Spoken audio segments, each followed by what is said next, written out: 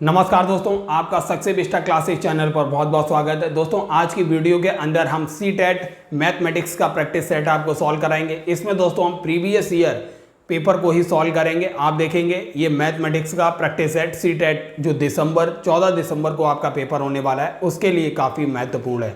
तो आइए दोस्तों शुरुआत करते हैं मैथमेटिक्स के प्रैक्टिस सेट की। पहला क्वेश्चन है दोस्तों, एक बैठक में सदस्यों में से 4/25 महिलाएं थीं, तो यहाँ पर सदस्यों का कितना प्रतिशत थी आपको निकालना है। अगर कुल सदस्यों का 4/25 महिलाएं थी तो यहाँ पर आपको ये 4/25 कहने का मतलब है 4/25 ये फ्रैक्शन है। आपको इस फ्रैक्शन को परसेंटेज में बदलना था जो यहाँ पर इस तरीके से दिया गया था। तो आप दोस्तों याद रखिए 4/25 इसको फ्रैक्शन में बदलने के लिए आपको क्या करना है, आपको इसे 100 से गुणा कर दीजिए तो 25 चौको 100 हो जाएगा। तो 25 चौको 100 होने का मतलब हो गया 4 चौक ये हो जाएगा 16, मतलब 16% जो थी महिलाएं थी। तो किसी भी फ्रैक्शन को परसेंटेज में बदलने के लिए उसे 100 से गुणा कर देते हैं। अगर हम बोले 1/10 का प्रतिशत क्या होगा, तो 1/10 का प्रतिशत मतलब 100 से गुणा करेंगे तो 10% हो जाएगा। ऐसे ही अगर हम आपसे कहें 1/25 कितने प्रतिशत होगा, 100 से गुणा करेंगे आप इसे तो 25 चौको 100 मतलब 4% हो जाएगा ये आपका आंसर। तो कहने का मतलब है यहाँ पर बॉय आपको फ्रैक्शन को परसेंटेज में बदलने के कॉन्सेप्ट को चेक करना चाहता था, इसलिए इसका तीसरा ऑप्शन बिल्कुल करेक्ट हो जाएगा। अब आइए देखते हैं प्रश्न अगला। ये देखिए प्रश्न अगला जो है, एक दुकानदार ने क्या किया, अपनी कीमतों में 10% की कमी की। एक सामान की नई कीमत क्या है जो पहले 500 रुपये में बेची जाती थी। तो दोस्तों अगर पहले 500 रुपये में कोई चीज़ बेची जाती थी, अब 10% की कीमत में कमी हो गई, तो कहने का मतलब अब वह 500 रुपये का 90% ही तो ले रहा होगा उससे। पहले 100% तो 500 रुपये था, अब 10% कमी हो गई तो 100 - 10 90% ले रहा होगा। 2 जीरो से ये 2 जीरो कैंसिल हो जाएंगे, 9 पना 45 हो जाएगा। 45 मतलब 450 रुपये में वही चीज़ अब मिलेगी। तो इसका तीसरा ऑप्शन सही था, 450 रुपये। अब आइए देखते हैं अगला प्रश्न। अब ये दोस्तों तीसरा प्रश्न आपसे पूछा गया था। इस प्रश्न में था निम्नलिखित 3D आकृतियों में से किसमें शीर्ष नहीं होता है। 3D आकृतियों में जैसे ये देखिए पिरामिड शीर्ष होता है बिल्कुल। प्रिज्म, अगर आप प्रिज्म पे भी जाएंगे तो प्रिज्म में भी आपको शीर्ष देखने के लिए मिलेंगे। शंकु में भी ऑब्वियस ही बात है, शंकु में भी शीर्ष होता है। लेकिन आप गोला देखेंगे, गोले में कोई भी शीर्ष नहीं होता है। तो इसका चौथा ऑप्शन बिल्कुल करेक्ट था। अब आइए देखते हैं अगला प्रश्न। ये प्रश्न देखिए दोस्तों, किसी समानांतर चतुर्भुज ABCD का विकर्ण BD इस प्रकार है कि CBD, अब हम बना लेते हैं सबसे पहले समानांतर चतुर्भुज ये बना लेते हैं। ये हमारा समानांतर चतुर्भुज ABC और D, इसका विकर्ण कौन सा दिया है, B और D दिया हुआ है। इस प्रकार है कि कोण CBD ये जो है कितना दिया है, 12x दिया है। कोण ABD ये कोण जो है 7y दिया हुआ है। और कोण ADB जो है ये वाला कोण ये 60 डिग्री दिया हुआ है। और अगला जो है कोण CDB जो है ये वाला कोण 28 डिग्री दिया हुआ है। तब आपसे 2x + 3y की वैल्यू पूछ रही है। कहने का मतलब आपको x और y की वैल्यू निकाल लेंगे तो आपको 2x + 3y मिल जाएगा। सबसे पहले दोस्तों आप x y की वैल्यू निकालने के लिए ये देखिए दोनों समानांतर रेखाएं हैं और ये लाइन जो है आप देखेंगे इन दोनों समानांतर रेखाओं के कॉर्नर को मिला रही है। तो ये वाला कोण जो होगा ये कोण इस कोण के बराबर होगा। कहने का मतलब जो 28 है 28 डिग्री बराबर 7y हो जाएगा। 7y 28 डिग्री बराबर 7y का मतलब क्या हो गया, ये हो गया y बराबर 28/7 मतलब 7 चौक 28। y की वैल्यू 4 आ गई। x की वैल्यू क्या होगी, अब ये वाला कोण देखिए ये दो रेखाएं समानांतर हैं, ये दो रेखाएं, ये कोण आप देखेंगे तो ये वाला कोण इस कोण के बराबर होगा, मतलब 12x बराबर 60 डिग्री होगा। तो 12x बराबर 60 डिग्री का मतलब हो गया x की वैल्यू हो गई 5। तो x 5 हो गया, y 4 हो गया। इसमें रखिए 2x का मतलब हो गया 5 दूनी 10 हो गया, प्लस 3y का मतलब हो गया 4 तियो 12। तो 12 और 10 क्या होगा, 22 डिग्री। इसका तीसरा ऑप्शन बिल्कुल करेक्ट हो गया, 22 डिग्री। अब आइए देखते हैं अगला प्रश्न। अब दोस्तों ये प्रश्न देखिए, एक विद्यार्थी ने परिमेय संख्याओं के रूप में निम्नलिखित गुणधर्मों की सूची बनाई, इनमें से कौन सी सही है ये आपको बताना है। भाई आपके परिमेय संख्या जो रेशनल नंबर है इसके कॉन्सेप्ट को जानना चाह रहा है। कैसे? एक परिमेय संख्या में पूर्णांक सम्मिलित होते हैं। ऑब्वियस ही बात है दोस्तों, कोई परिमेय संख्या जो दो पूर्णांक होते हैं, अगर p और q दो पूर्णांक हैं, अगर इनको p अपॉन q की फॉर्म में लिखा जा रहा है तो ये रेशनल नंबर होंगे, परिमेय संख्याएं होगी। तो ये बात तो सही है, परिमेय संख्या में पूर्णांक सम्मिलित होते हैं, तो ये पहला ऑप्शन सही है। अब देखिए शून्य परिमेय संख्या नहीं है दोस्तों, शून्य जो है बिल्कुल परिमेय संख्या है, इसलिए दूसरा गलत हो गया। सभी भिन्न जो होती हैं परिमेय संख्याएं होती हैं, हम अभी आपको बता चुके हैं। अगर दो कोई पूर्ण संख्याएं हैं जो p और q, अगर इनको फ्रैक्शन भिन्न के रूप में लिखा जा रहा है, p अपॉन q की फॉर्म में लिखा जा रहा है, तो ये परिमेय संख्याएं होती हैं, इसलिए तीसरा ऑप्शन भी सही है। तो a और c जो हैं ये विकल्प बिल्कुल सही हैं। और यही आपसे पूछा था, इनमें से जो सूची बनाई है वो सही विकल्प बताना है, तो ऑप्शन पहला ही करेक्ट हो गया, a और c सही है, लेकिन v गलत है, क्योंकि शून्य जो होता है एक परिमेय संख्या होता है। अब दोस्तों ये वाला क्वेश्चन देखिए, ये आपसे पूछा गया था, यदि आंकड़ों 30, 8, 7, 3, 17, 15, 21, 24, 29, 23 का माध्यक, जो आपको माध्यिका दी हुई थी मीडियन, यहाँ देखिए मीडियन दिया हुआ है, ये x है। और इन आंकड़ों में अगर 3 को, ये वाले 3 को 33 से तथा 8 को, ये वाले 8 को बोल रहा है 18 से प्रतिस्थापित किया जाए तो इनकी माध्यिका जो है वो y आती है। तो आपको x और y का अंतर बताना था। तो दोस्तों माध्यिका निकालने का तरीका आपको पता है, सबसे पहले इनको असेंडिंग ऑर्डर में लगाइए। सबसे छोटा कौन है? 3 है, फिर इसके बाद 3 के बाद जो है वो 7 है, 3 के बाद 7 है, फिर इसके बाद 8 आता है। 8 के बाद इसमें जो नंबर आएगा, अगर आप जो देखेंगे 8 के बाद यहाँ पर आएगा 15, 15 के बाद आएगा 17, 17 के बाद यहाँ पर जो अगला अंक है 29 के बाद सबसे लास्ट में 30 आएगा। कितनी संख्याएं हैं? 1, 2, 3, 4, 5, 6, 7, 8, 9, 10 संख्याएं हैं, मतलब सम संख्याएं हैं। आप देखिए एक इधर से, एक इधर से, राउंड करते जाइए, एक इधर से, फिर एक इधर से, इधर से, फिर पीछे से, फिर इस तरीके से, फिर इधर से। अब जो बीच की दो संख्याएं बची हैं इनको जोड़ के आधा कर दीजिए। 17 और 21 कितना हो जाएगा? 38, 38 बटा 2 कर दीजिए, तो ये माध्यिका कितनी आएगी? 19 आएगी। मतलब हमें x की वैल्यू पता चल गई, x बराबर आएगा 19, x की वैल्यू 19 है। अब दोस्तों क्या किया उसने? अब उसने यहाँ पर देखिए, यहाँ पर 3 को 33 से चेंज किया है, 3 की जगह 33 लिख दिया है और 8 की जगह 18 किया है। तो देखिए 3 की जगह जब 33 आ जाएगा, 3 की जगह ये 33, तो अब सबसे छोट 33 तो बड़ी संख्या है, तो 33 सबसे लास्ट में चला जाएगा, यहाँ पर 33 आ जाएगा। और 8 की जगह 18 आने का मतलब हो गया अब इसकी भी जगह चेंज हो जाएगी। 18 कहाँ आएगा? 18 17 और 21 के बीच में आएगा यहाँ पर। अब दोस्तों देखिए, अब 10 संख्याएं अभी भी हैं, तो एक इधर से कट कीजिए, एक लास्ट से, फिर एक इधर से, इधर से, फिर इधर से, फिर इधर से कट कीजिए, फिर इधर से ये 18 कट होगा, इधर से 24। अब दोस्तों बीच में कौन सी संख्याएं बची हैं? 21 और 23, इनको जोड़ दीजिए। 21 और 23 जो अगर आप जोड़ेंगे तो ये आएगा 44, 44 का आधा होगा 22, मतलब y की वैल्यू अब आएगी 22, y की वैल्यू हो गई 22। अब माध्यिका 22 है, पहले कितनी थी? 21, पहले कितनी थी? 19, तो 22 और 19 का अंतर क्या होगा? x माइनस वाई क्या होगा? अगर आप जाएंगे x डिफरेंस y क्या होगा? 22 माइनस 19 क्या होगा? 3। तो आपका ऑप्शन तीसरा करेक्ट हो गया। इस टाइप के क्वेश्चन आप इजीली सॉल्व कर सकते हैं। अब देखते हैं अगला क्वेश्चन। अब दोस्तों ये क्वेश्चन देखिए, 3 संख्याएं 2:3:4 के अनुपात में जिनके घनों का योग 33,957 है, इन तीनों संख्याओं का योग क्या होगा? दोस्तों आपको अगर ये 3 संख्याएं हैं, मतलब 2x का क्यूब प्लस 3x का क्यूब प्लस 4x का क्यूब कितना दिया हुआ है? 33,957 दिया हुआ है।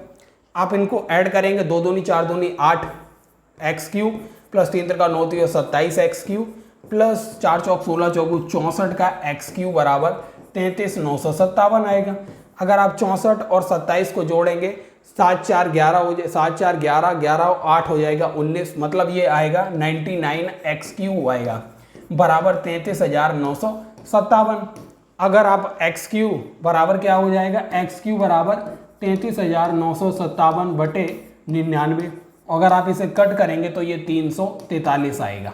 मतलब एक्स क्यू बराबर 343 है तो एक्स बराबर हो जाएगा 7। एक्स की वैल्यू क्या है, 7 है। जब x की वैल्यू 7 है तो आपको क्या है, इनका योग निकालना है। 3 और 2 5, 5 और 4 9, 9x इनका योग हो गया। x की वैल्यू हमें मिल गई है 7, तो 7 निम 63। ऑप्शन दूसरा बिल्कुल करेक्ट हो गया, 63। अब देखते हैं अगला प्रश्न। दोस्तों ये वाला प्रश्न देखिए, यदि x अपॉन वाई बराबर माइनस का 1/3 की पावर -3 डिवाइड 2/3 की पावर -4 है तो x upon Y plus Y upon X की पावर -1 की वैल्यू क्या आएगी, ये आपको निकालना है। अब दोस्तों यहाँ पर देखिए x अपॉन वाई बराबर क्या है, ये माइनस का 1/3 की पावर -3 डिवाइड 2/3 की पावर -4। इसे दोस्तों कैसे लिख सकते हैं, 3 को अगर हम ऊपर ले जाएंगे, 3 को अगर ऊपर ले जाएंगे तो 3 की पावर 3 हो जाएगा, और ये -1 की पावर 3 का मतलब हो जाएगा -1, तो ये माइनस का 1 आगे लिख दीजिए बस। डिवाइड क्या हो जाएगा, इसे अगर हम 3/2 लिखेंगे, 3/2 की पावर 4 हो जाएगा, ये 3/2 की पावर 4। अगर दोस्तों इस डिवाइड को मल्टीप्लाई में चेंज कर दें तो -1 × 3 की पावर 3 मल्टीप्लाई, डिवाइड को मल्टीप्लाई में चेंज करने पे ये डिवाइड उल्टा हो जाएगा, ये 2/3 हो जाएगा, 2 की पावर 4 3 की पावर 4। अब ये कट जाएगा, ये देखिए -1 3 की पावर 3 है, ये 3 की पावर 4 है, तो 2 की पावर 4/3 बचेगा। 2 की पावर 4 हो गया 16/3। तो x अपॉन वाई की वैल्यू क्या आई, माइनस का 16/3। तो y प्लस एक्स की, तो y अपॉन एक्स की वैल्यू क्या होगी, y अपॉन एक्स की वैल्यू माइनस का 3/16 हो जाएगी, उल्टा हो जाएगा। अब इन दोनों को जोड़ दीजिए, x upon Y plus y upon X, यही तो निकालना है। इनको जोड़ेंगे क्या आएगा, -16/3 -3/16, ये क्या आएगा 48 एलसीएम आएगा। इधर यहाँ पर आएगा 256 माइनस का, ये आएगा -9, तो ये आएगा -265/48। यहाँ पर देखिए पावर -1 है, -1 का मतलब इसको उल्टा कर दीजिए, तो -48/265। बिल्कुल चौथा ऑप्शन करेक्ट हो गया, -48/265। अब देखते हैं दोस्तों अगला प्रश्न। ये देखिए, कोई दुकानदार एक वस्तु को उसके अंकित मूल्य पर 28% की छूट देकर 324 रुपए पर बेच देता है। वस्तु का क्रय मूल्य अगर 300 रुपए है, यदि वह उस वस्तु को उसी अंकित मूल्य पर जो यहाँ पे था पर 18% की छूट के साथ बेचे तो लाभ का प्रतिशत क्या होगा। सबसे पहले देखिए, मान लेते हैं यहाँ जो अंकित मूल्य है वो x है, तो x का अगर आप इसको 28% छूट अगर देंगे, 28% छूट का क्या मतलब हो गया, 28% छूट का मतलब हो गया ये 72% में उसको दे रहा था, मतलब जो अंकित मूल्य का 72% उससे ले रहा था, तो 72% बराबर क्या हो जाएगा 324 रुपए, जितने में बेच रहा था। तो ये आपको अंकित मूल्य आपको मिल गया 324 गुणा 100 बटा हो जाएगा 72, ये आपको अंकित मूल्य मिल गया। अगर आप इसे कट करेंगे इजीली कट हो जाएगा, 9 8 72 हो जाएगा, 9 3 27, 9 6 54 हो जाएगा, 4 दूनी 8 हो जाएगा, 4 निम 36 हो जाएगा, ये 50, तो 9 बना 45, 450 रुपए जो था अंकित मूल्य आ गया। अब बताइए 18% की यहाँ पे अब छूट दे रहा है, 18% की, मतलब जो 450 अंकित मूल्य है इसका वह 82% ले रहा है। 82% लेने का मतलब क्या हो गया, आप देखेंगे 5 निम 45, 5 दूनी 10, ये जो कट होगा 41, 9 गुणा 41 आएगा, 9 एकम 9, 9 9 चौक 36, 369 रुपए में बेच रहा है और उसका वास्तविक क्रय मूल्य क्या है 300 रुपए, तो उसका प्रॉफिट निकाल दीजिए। 369 में से 300 जाएगा, क्या आएगा 69 अपॉन जो क्रय मूल्य है 300 गुणा 100, बस यही उसका लाभ हो गया। 300 00 से 00 कटेगा, 3 दूनी 6, 3 त्रिका 9, 23% का उसको लाभ हो रहा था। तीसरा ऑप्शन बिल्कुल करेक्ट है, 23% का लाभ हो रहा है। अगर दोस्तों ये सारे क्वेश्चन आप ट्रिक से करना चाह रहे हैं तो हमारी ट्रिक सेशन लगातार चल रहा है, आप हमारे चैनल पर विजिट कीजिए। डिस्क्रिप्शन बॉक्स में भी मैथमेटिक्स का ट्रिक सेशन हमने डाला हुआ है, यहाँ हम डिटेल में आपको सॉल्व करा रहे हैं जिससे कि आपका कॉन्सेप्ट भी क्लियर होता रहे। अब दोस्तों ये देखिए, ये क्वेश्चन, दो परमेय संख्याओं का गुणनफल क्या है? माइनस का 40/3। यदि उनमें से एक परमेय संख्या माइनस का 5/2 हो तो दूसरी संख्या का व्युत्क्रम निम्न में से किन संख्याओं के बीच होगा? इजी है दोस्तों। अगर हम मान लेते हैं दूसरा जो परिमेय संख्या है वो x/y है, और अगर इसका गुणनफल जो है तो पहली संख्या क्या है? -5/2। ये किसके बराबर है? -40/3 इसके बराबर है, दिया है गुणनफल इसके बराबर है। तो x/y की वैल्यू इजीली निकल आएगी। क्या आएगी? ये आएगी 40/3, ये माइनस का है तो ये हो जाएगा ये हो जाएगा -2/5। माइनस माइनस प्लस हो जाएगा, गुणा हो रहा है और इजीली कट जाएगा। 5 × 8 = 40 हो जाएगा, 8 × 2 = 16, 16/3 जो है ये x/y हो गया। ये दूसरा फ्रैक्शन हो गया। तो दूसरी संख्या का व्युत्क्रम निम्न के बीच होगा। दूसरी संख्या का व्युत्क्रम मतलब x/y बराबर 16/3 है, तो y/x क्या हो गया? 3/16। 3/16 का मतलब हो गया दशमलव लगाया, 0 बढ़ाया, 16 एकम 16 हो गया। और तो बचा कितना? तो यहाँ बचा 14, फिर 16 × 8 = 128, 0.18 है। अब देखिए 0.18 किन के बीच है? यहाँ देखिए 20/3 का मतलब हो गया ये 0.15 हो गया, ये 9/50 क्या हो गया?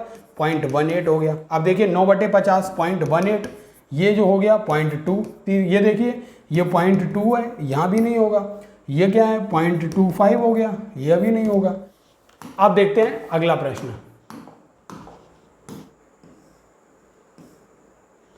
अब दोस्तों ये देखिए, एक विद्यार्थी को प्रतिशतता पर निम्नलिखित समस्या को हल करने के लिए दिया गया। अगर एक शहर की जनसंख्या 28,000 से घटकर 26,500 हो गई तो जनसंख्या के घटने की प्रतिशतता उसने ज्ञात की। कैसे ज्ञात की? प्रारंभिक जनसंख्या ये है, नई जनसंख्या ये है, तो घटने का प्रतिशत उसने निकाला 96। मतलब जो नई जनसंख्या है 26,500 उसे ऊपर रखा और 28,000 से डिवाइड कर दिया और ये 100 से गुणा कर दिया, 94.6%। दोस्तों ये क्या निकल के आया? ये वाली जो जनसंख्या है ये इस जनसंख्या का कितना प्रतिशत है ये निकल के आ गया, ना कि इसके जनसंख्या के घटने की दर निकल के आई। घटने की दर निकालने के लिए इन दोनों का डिफरेंस निकाल के इससे डिवाइड करना था। तो इसमें पूछ रहा है आपसे जो विद्यार्थी है उसकी क्या कमजोरी है? विद्यार्थी प्रतिशतता की अवधारणा को समझने में सक्षम है परंतु वह समझ पाने में समर्थ नहीं है कि किस राशि की प्रतिशतता ज्ञात करनी है। दोस्तों उसका यही कॉन्सेप्ट वीक है। वह प्रतिशतता तो जानता है क्योंकि वह इस तरीके से निकाल रहा है, 100 से गुणा कर रहा है, लेकिन उसका ये कॉन्सेप्ट क्लियर नहीं है कि किस राशि की प्रतिशतता निकाली गई है। यही ऑप्शन सही होना चाहिए, क्योंकि दूसरा ऑप्शन क्या है? विद्यार्थी ने प्रश्न सही तरीके से हल किया है। दोस्तों प्रश्न ही नहीं हल सही तरीके से किया है। तीसरा ऑप्शन क्या है? विद्यार्थी प्रतिशतता की अवधारणा को नहीं जानता है। दोस्तों जानता है, क्योंकि अगर नहीं जानता तो ये उसका कॉन्सेप्ट प्रतिशतता ही निकालने का है, लेकिन वो इस चीज को नहीं जानता है कि किस राशि की निकालनी है। तो तीसरा भी गलत है। विद्यार्थी ने असावधानीवश एक त्रुटि, असावधानीवश एक त्रुटि नहीं है दोस्तों। अगर इसमें असावधानीवश त्रुटि नहीं हुई है बल्कि वह प्रतिशतता को जानता है लेकिन किस राशि की प्रतिशतता निकालनी है इससे अवेयर नहीं है। तो पहला ही ऑप्शन सही है। अब दोस्तों ये क्वेश्चन देखिए, दो संपूरक कोणों का अंतर 20 डिग्री है। संपूरक कोण कौन होते हैं? अगर एक x है दूसरा y है तो इनका योग अगर 180 डिग्री है तो हम बोलते हैं ये संपूरक कोण होंगे। इनमें से यदि छोटा कोण p है, अगर छोटा कोण p है, मान लेते हैं एक कोण p है तो दूसरा कोण क्या होगा? दूसरा कोण 180 माइनस p हो जाएगा। इनका अंतर 20 डिग्री दिया है तो p माइनस 180 माइनस p बराबर 20 डिग्री दिया हुआ है हमें। तो ये क्या हो जाएगा? 2p माइनस 180 बराबर 20। तो p बराबर क्या हो जाएगा? p बराबर 180 इधर जाएगा 200/2 बराबर हो जाएगा 100 डिग्री। अगर एक कोण 100 डिग्री है तो दूसरा कोण क्या होगा? ऑब्वियस ही बात है, दूसरा कोण 180 माइनस 100 बराबर ये 80 डिग्री होगा। अब यहाँ पर आपको 3p माइनस 50 डिग्री, मतलब जो छोटा कोण है, छोटा कोण क्या है? 80 डिग्री है। तो 80 गुणा 3 क्या होगा? 8 3 24, 240 माइनस 50 क्या आएगा? 190 डिग्री आएगा। चौथा ऑप्शन बिल्कुल करेक्ट हो जाएगा। अब आइए देखते हैं अगला प्रश्न। अगला प्रश्न है x y के साथ व्युत्क्रमानुपाती विचरण करता है। जब x 3.5 है तो y 2.4 है। जब x 5.6 है तब y का मान क्या होगा दोस्तों? जब x 3.5 है तो y क्या है? 2.4 है। जब x 5.6 होगा, 5.6, तो y क्या होगा ये आपको बताना है। तो y ज्ञात करने के लिए क्या है, अगर आप इसको काटेंगे 7 पन्ना 35, 7 अट्ठे 56, मतलब 5/8 बराबर ये क्या होगा? x बटे 2.4। अब देखिए इसको 5/8 बनाने के लिए अगर हम x की जगह 1.4 रखेंगे, x की जगह 1.4, तो ये ऊपर 7 आएगा, जब यहाँ पर ऊपर यहाँ 5 आना चाहिए। अब हम 1.5 रख के देखते हैं, दशमलव से दशमलव हटाया, 5 3 पंजे 15, 3 8 24, 5/8 हो गया। इसका मतलब y क्या होगा? 1.5 होगा। दूसरा ऑप्शन बिल्कुल करेक्ट हो जाएगा। हमने व्युत्क्रमानुपाती संबंध लेके इसको इजीली निकाल लिया। अब देखते हैं ये वाला लंबवृत्तीय बेलन। दोस्तों ये मेंसुरेशन से संबंधित प्रश्न आपके एग्जाम में रहता ही रहता है। किसी लंबवृत्तीय बेलन का वक्र पृष्ठीय क्षेत्रफल, किसी लंबवृत्तीय बेलन का वक्र पृष्ठीय क्षेत्रफल क्या होता है? 2πr/h। कितना दिया हुआ है? 4400 दिया हुआ है। और उसके आधार की परिधि मतलब 2πr कितनी दी है? 110 सेंटीमीटर दी है। तो बेलन का आयतन क्या होगा? मतलब πr² आपको निकालना है। इसके लिए दोस्तों सबसे पहले h निकालिए। 2πr की वैल्यू यहाँ रख दीजिए। 2πr क्या है? 110। तो h की वैल्यू मिल जाएगी आपको 4400/110। मतलब 110 का मतलब हो गया, ये 0 से 0 कटेगा, 11 चौक 44, 40 सेंटीमीटर जो है ये h की वैल्यू आ गई। अब r को निकालने के लिए इजीली यहाँ से जाइए, r की वैल्यू मिल जाएगी। तो r बराबर हो जाएगा 110/2π, पाई का मतलब 22/7 हो जाएगा। तो ये हो गया 110/22 गुणा 2, ऊपर हो जाएगा 7, 11 एकम 11, 10 हो गया, 11 दूनी 22 और 2 पंजे 10, 7 पन्ना 35/2 जो हो गई 35/2, ये हो गई r की वैल्यू। यहाँ रख दीजिए 22/7 गुणा 35/2 गुणा 35/2 गुणा h की वैल्यू है 40। इजीली आप काट लेंगे इसको।